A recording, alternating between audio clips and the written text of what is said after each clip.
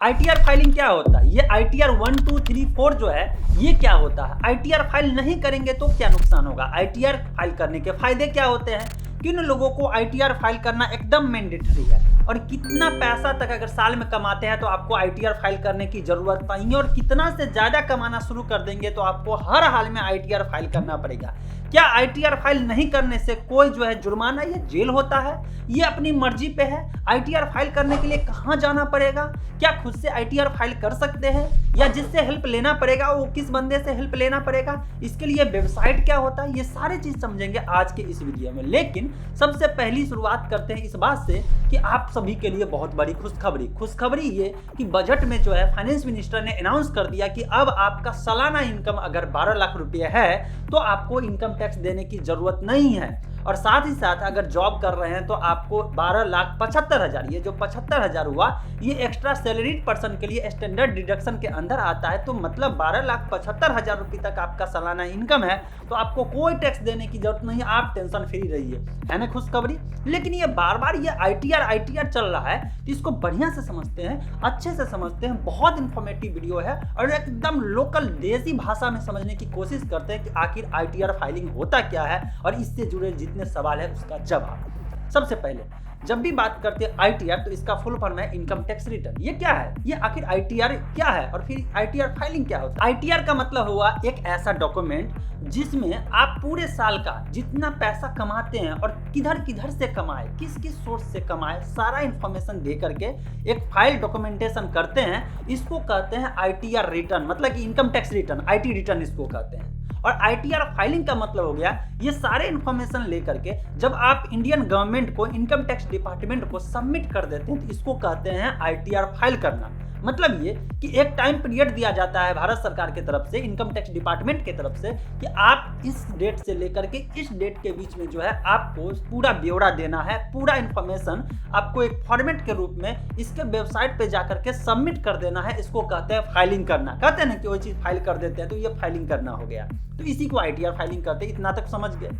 अब मन में सवाल आएगा कि बराबर सुनते हैं जब फाइल करने चलते हैं या सुनते हैं कि आईटीआर 1, 2, 3, 4 ये सब क्या होता है? देखिए ये सब कैटेगरी हो गया। कैटेगरी का मतलब आप जो इनकम करते हैं, सालाना जो कमाते हैं, ये सब का अपना अपना अलग अलग सोर्स होता है। अलग अलग सोर्स होता है ना, जैसे कि कोई जॉब से कमा रहा है, कोई ट्रेडिंग से कमा रहा है, मतलब शेयर मार्केट से कमा रहा है, कोई जो है लॉटरी से पैसा कमाया, कोई जमीन खरीद बिक्री करके पैसा कमाया, कोई जो है ट्रेडिंग का बिजनेस, लोकल ट्रेडिंग का बिजनेस किए हुए है, कोई जो है मान लीजिए कोई प्लांट मशीनरी बैठाए हुए है, कोई फैक्ट्री बैठाए हुए है, कोई कंपनी खोला है तो कोई प्रोप्राइटरशिप खोल के बैठा हुआ है। हर आदमी का अपना इनकम का अलग अलग सोर्स होता है। तो सोर्स के हिसाब से इनकम टैक्स रिटर्न में फाइलिंग करने के लिए अलग अलग कैटेगरी बना दिया गया। जैसे कि एक सिंपल सैलरीड वाले हैं तो उसको आईटीआर 1 फाइल कर देना है। इसी तरह से कोई प्रोप्राइटर है, कोई स्टार्टअप है, कोई नया शुरू किया, इसके लिए अलग होगा। अगर आपके इनकम में ये जुड़ गया कि आप जो है शेयर मार्केट से खरीद बिक्री कर रहे हैं, मतलब ट्रेडिंग कर रहे हैं या इन्वेस्टिंग कर रहे हैं, म्यूचुअल फंड आपके पास है, कभी म्यूचुअल फंड बेचे और उससे प्रॉफिट कमा लिए, शेयर मार्केट में शेयर की खरीद बिक्री किए, उससे प्रॉफिट कमा लिए, कहीं जमीन था, कोई जमीन सस्ते में लिए और बाद में ज्यादा रेट में बेच दिए तो वो जो प्रॉफिट हुआ वो प्रॉफिट आपका हो गया। तो अलग अलग कैटेगरी के लिए अलग अलग जो है फाइलिंग करने का तरीका बना दिया। तो वही आईटीआर 1, आईटीआर 2, आईटीआर 3, आईटीआर 4। अब आप अपने कैटेगरी के अनुसार देख सकते हैं कि आपका इनकम सोर्स जो है ये कौन सा है और उसके अनुसार से कौन सा जो है फाइल करने के लिए सिलेक्ट करे। आईटीआर 1 सेलेक्ट करे, आईटीआर 4 सेलेक्ट करे, आईटीआर 3, 2 जो भी मर्जी हो वो कर सकते हैं। चलिए, एक मन में एक और सवाल आएगा कि आखिर आईटीआर फाइल करना ही क्यों होता है? बात यह है दोस्तों, हम सभी लोग जानते हैं कि अपने देश में जो है पूरा जो इंफ्रास्ट्रक्चर, सरकारी जो व्यवस्था चल रहा है वो टैक्स पेयर के पैसे से चल रहा है। टैक्स पेयर कौन है? आप और मैं।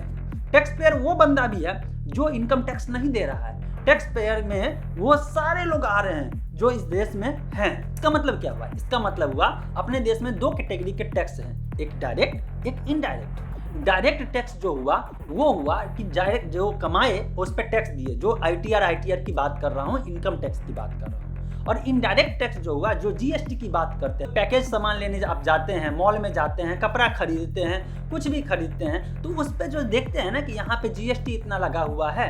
पेट्रोल लेने जाते हैं तो वहाँ पे जीएसटी नहीं है, वहाँ पे वैट है। लेकिन अलग अलग टाइप के जो टैक्स होते हैं, जो भी टाइप के प्रोडक्ट आप कंज्यूम कर रहे हैं, उस प्रोडक्ट पे जो है टैक्स लगा रहता है। टैक्स के कारण उसका जो ओरिजिनल प्राइस होता है उससे इंक्रीज हो जाता है। जैसे कि अगर 100 रुपये का कोई प्रोडक्ट है, 18% उस पे जो है जीएसटी लगा हुआ है, तो वो प्रोडक्ट जब आप लेने जाएंगे तो 118 रुपये आप पे करिएगा और 100 रुपये जो है ओरिजिनल प्राइस हुआ, 18 जो रुपये हुआ 18% वो चला गया गवर्नमेंट के पास, वो टैक्स के रूप में चला गया, तो उसे इनडायरेक्ट टैक्स कहते हैं। डायरेक्ट टैक्स क्या हुआ? अब आप साल में कमाए, आप इंडिविजुअल है, चाहे सैलरी से कमाए या जैसे भी कमाए, कमाने के बाद अब एक स्लैब बनाया जाता है। उस स्लैब के अनुसार जो है देखा जाता है कि आपका इनकम कितना हुआ। यही समझेंगे आज के इस वीडियो में कि इनकम टैक्स स्लैब का मतलब क्या होता है। तो वो स्लैब के अनुसार मतलब कि कितना से कितना तक इनकम किए, उस अनुसार से आपको टैक्स देना है। टैक्स देना है, किसको देना है? इनकम टैक्स डिपार्टमेंट को, मतलब भारत सरकार को देना है। तो ये इनकम टैक्स स्लैब जो करते हैं हर साल चेंज होता है बजट के अनुसार। जब बजट में पेश किया जाता है कि इस बार जो है टैक्स स्लैब क्या रहेगा, जैसे इस बार लोगों के लिए बहुत बड़ी खुशखबरी हुई। खुशखबरी ये हुई कि इनकम टैक्स स्लैब भी चेंज हो गया। 0 रुपया से लेकर के अगर 4 लाख रुपए तक इनकम कर रहे हैं तो आपको कोई टैक्स नहीं देना है, नील टैक्स के कैटेगरी में आते हैं। अगर 4 लाख से 8 लाख रुपए तक आपका इनकम बनता है तो आपको मात्र 5% देना है। 8 लाख से 12 लाख देते हैं तो 10%, 12 से 16 देते हैं तो 15%, 16 से 20 देते हैं तो 20%, 20 से 24 देते हैं तो 25% और 24 से ऊपर जाते हैं तो आपको 30% देना पड़ेगा इनकम टैक्स। समझिएगा इस बात को। लेकिन आप कहेंगे अजय जी थोड़ी देर पहले आप बताए कि 12 लाख रुपए तक कोई टैक्स ही नहीं है, तो फिर ये 4 लाख से ऊपर जैसे ही जाते हैं तो टैक्स कैसे होना शुरू हो जाता है? बात को समझिए। अगर आप पूरे साल में सिर्फ 12 लाख रुपए कमाते हैं, ये 75,000 स्टैंडर्ड डिडक्शन को थोड़ा सा साइड रखते हैं, अगर 12 लाख रुपए आप कमाए तो एक तरह से ये जो रिबेट होता है, टैक्स रिबेट लगाया गया है कि जो आप पे टैक्स बना। कैसे टैक्स बना? 12 लाख रुपए को रख लीजिए और 0 से 4 जो लाख रुपए है उस पे 0% नील टैक्स कर दीजिए। 4 से 8 जो है इस पे कितना हुआ? 5%। तो अगर 4 लाख से लेकर के 8 लाख के बीच में आपका कितना परसेंट? 5% हुआ, मतलब 20,000 रुपया हुआ। तो 20,000 रुपया जो है टैक्स बनता है। सपोज एक एग्जांपल लेते हैं कि अगर आपका 8 लाख रुपया इनकम हो गया तो सिर्फ यहाँ पे 20,000 टैक्स बनता है ना, तो कि टैक्स स्लैब है।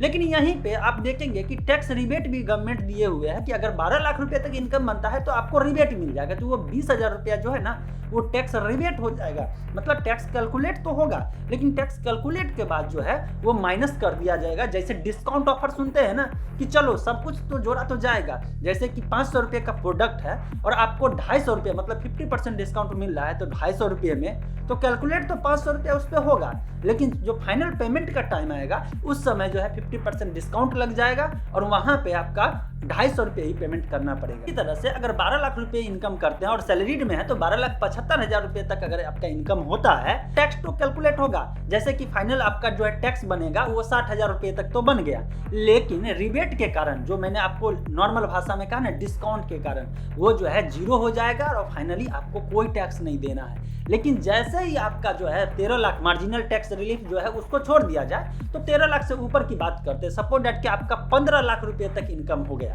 अब 15 लाख रुपए इनकम है तो आपके दिमाग में सेट क्या होगा पता है कि 12 लाख तक तो माफ है ना, तो जो 3 लाख बचा उसी पे जो है टैक्स देना है। नहीं नहीं नहीं, ऐसा कुछ नहीं है। अगर 15 लाख आपका इनकम बन गया तो फिर 4 लाख तो जो नील है उसको छांट दीजिए और फिर 4 लाख से 8 लाख पे जो है जो बनेगा वो 5%, फिर 10%, फिर 15%, ऐसे करते करते 15 लाख रुपए तक आते आते जितना टैक्स बनेगा टोटल टैक्स देना पड़ेगा। मतलब 15 लाख रुपए अगर साल में इनकम करते हैं तो आपको 4 लाख से ही टैक्स देना शुरू हो जाएगा। सिंपल सी बात है। आम आदमी जनरली ये मान के चलते हैं कि 1 लाख रुपए महीने कमाना अभी के दौर में लोग समझता है कि अच्छा खासा इनकम कमा रहा हूँ, अच्छा खासा इनकम ले रहा हूँ। ऐसे में जो मिडिल फैमिली है उसके लिए बहुत राहत की खबर है कि जिनका 12 लाख रुपए तक अगर इनकम आता है उनको टेंशन ही नहीं ले रहा है, क्योंकि गवर्नमेंट ही डिस्काउंट दे रही है, मतलब रिबेट दे रही है। एक सेक्शन लगा दिए कहीं कि इसके तहत जो है इसको रिबेट दे दिया जाए। तो ये कमाल का चीज़ है कि नहीं। और जो बहुत ज़्यादा लोग कमा रहे हैं तो उनको सोशल रिस्पॉन्सिबिलिटी है, ऐसे में उनको टैक्स भी देना चाहिए। गवर्नमेंट को भी देखना चाहिए जो टैक्स कलेक्ट कर रहे हैं उस टैक्स का बेनिफिट टैक्स पेयर को मिल रहा है या नहीं मिल रहा है। चलिए अब अगले सवाल की तरफ चलते हैं कि अगर ITR फाइल नहीं करेंगे तो क्या होगा। ITR फाइल नहीं करेंगे तो आपको पेनाल्टी भी हो सकता है और साथ ही साथ जो है आपको जेल भी जाना पड़ सकता है। अब कहेंगे कि यार मैं तो देखता हूँ आसपास के लोग तो ITR फाइल करते ही नहीं है। समझिए इस बात को, उन लोगों के लिए मैंडेटरी है ITR फाइल करना जिनके ऊपर टैक्स लायबिलिटी बनता है। मतलब क्या हुआ, मतलब ये हो गया कि टैक्स लायबिलिटी ये बनेगा या नहीं बनेगा ये पता कैसे चलेगा। अगर आपका इनकम जो है टैक्स स्लैब में जैसे 0 से 4 लाख रुपए तक है और आपका 4 लाख रुपए तक इनकम आता है तो आपको ITR फाइल करने की जरूरत नहीं है, क्योंकि आप उस कैटेगरी में आते हैं कि फाइल करिए तब भी या नहीं करिए तब भी इनकम टैक्स डिपार्टमेंट को कोई फर्क नहीं पड़ता है। लेकिन हाँ, डेटा रहेगा तो उसके लिए बेहतर रहेगा। तो अब आप कहेंगे कि फोर्सफुली नहीं ना, तो नहीं, अगर आपका इनकम ज़्यादा नहीं है तो कोई फोर्स नहीं है। 4 लाख रुपए तक इनकम नहीं है तो कोई फोर्स नहीं है, आप जो है रहने दीजिए, कोई बात नहीं है। लेकिन अगर इससे ज़्यादा ऊपर कमाते हैं और अगर ITR फाइल नहीं किए तो ये गवर्नमेंट को पता कैसे चलेगा कि आपके ऊपर डिस्काउंट रिबेट लगा हुआ है, या मान लीजिए कि आपका इनकम सच में जो है 4 लाख से नीचे है या 8 लाख तक है, 12 लाख तक है, 15 लाख तक है, मतलब टैक्स लायबिलिटी बन रहा है, तो आपको टैक्स भरने के लिए जो ITR फाइल करना चाहिए। चलिए अब आप कहते हैं कि ITR फाइल क्या सबको करना चाहिए, तो मैं कहूँगा हाँ करना चाहिए। किनको करना चाहिए, थोड़ा भी पैसा कमाते हैं आप, 5,000 रुपये महीना कमाते हैं, 10,000 रुपये महीना कमाते हैं, 20,000 भी कमाते हैं, तब भी आपको भरना चाहिए।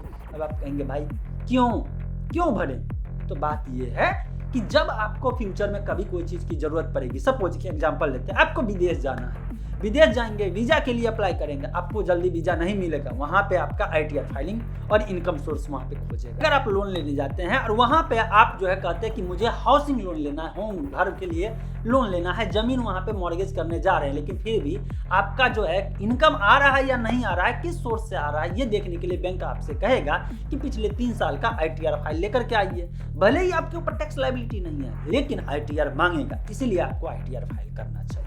अब एक और सवाल, ITR फाइल कहाँ करें भाई, तो ITR फाइल करने के लिए इनकम टैक्स डिपार्टमेंट का अपना ऑफिशियल वेबसाइट है जिसके डोमेन में लास्ट में .gov.in है। ध्यान दीजिएगा, फर्जी वेबसाइट पे नहीं जाइएगा। तो gov.in पे जाकर के आप इनकम टैक्स रिटर्न फाइल कर सकते हैं।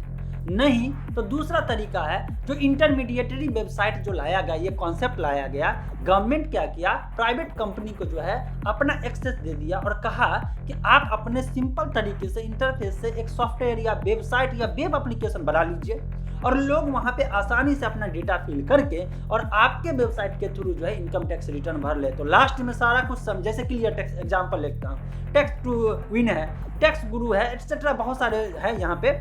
ये क्या करेंगे कि आपसे जो है डेटा लेंगे, सारा कुछ इन्फॉर्मेशन लेकर के आप वहाँ पे जाएंगे, सिंपलीफाई वे में सॉफ्टवेयर मिलेगा, आप वहाँ पे इनकम टैक्स रिटर्न फाइल करेंगे, इसके लिए वो मिनिमम चार्जेस लेगा। अगला तरीका एक और है, अगर आपसे नहीं हो रहा है तो आप अपने लोकल में जो चार्टेड अकाउंटेंट का कोई ऑफिस होगा वहाँ जाइए, उन्हें कहिए या कोई अकाउंटेंट होगा उससे कहिए कि मेरा इनकम टैक्स रिटर्न फाइल कर दीजिए। वो 500 रुपया लेगा या 1000 रुपया लेगा, डिपेंड ऑन आपका इनकम सोर्स क्या होता है, और आपका income tax return ITR file कर देगा।